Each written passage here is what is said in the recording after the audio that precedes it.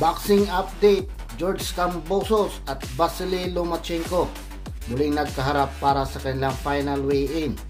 Unang sumalang itong si George Kambosos, tumimbang ng 134.2 pounds. Katumbas yan ng 60.9 kg.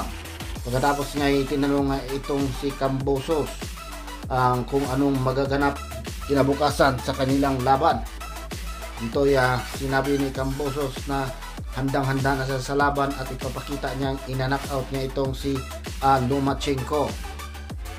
Bahagyang nag-iintay sila ng ilang minuto dahil wala pa nga dumating ito si Lomachenko.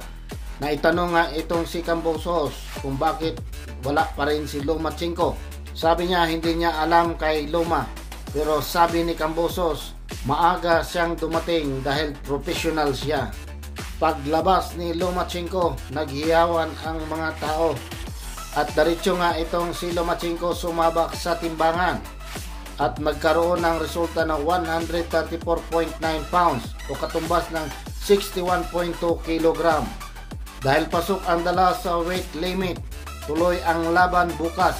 Dito nga tinanong si Lomachenko kung anong klaseng laban ang ipapakita bukas. Sabi niya magandang laban ang ipapakita niya at siguradong masisiyahan ang lahat ng mga boxing fans. Pagdating naman sa kanilang final face-off, nagtitigan lang ang dalawa at umabot nga ito ng 4 minutes mahigit.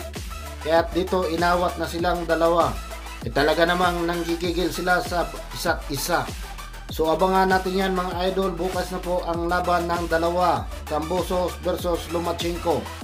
So hanggang dito na lang po. Maraming salamat po.